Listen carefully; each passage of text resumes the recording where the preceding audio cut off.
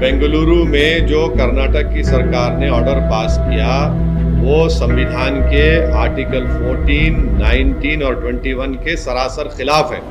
Supreme court ने तो यही कहा था ना कि मैं क्या खाऊंगा, क्या नहीं खाऊंगा, क्या पहनूंगा, वो आपका इख्तियार ही नहीं है। वो केंटकी फ्राइड में चिकन मिलेगा, मैकडॉनल्ड में बर्गर मिलेगा, होटल में गोश्त मिलेगा, मगर वो जो गरीब अपनी छोटी दुकान खोलकर कारोबार करके अपना पेट काटता है, वो जो छोटे गरीब लोग जो प्रोटीन हासिल करने के लिए गोश्त खाते हैं, आप उनको सजा दे रहे हैं। 80% लोग गोश्त खाते हैं और सब जानते हैं एक बेहतरीन न्यूट्रिएंट है गोश्त। और इतना बड़ा बेंगलुरु है जहां पर मल्टीनेशनल कंपनीज है, सॉफ्टवेयर इंडस्ट्री है, क्या पैगाम दे रहे हैं पूरी दुनिया को भाजपा वाले?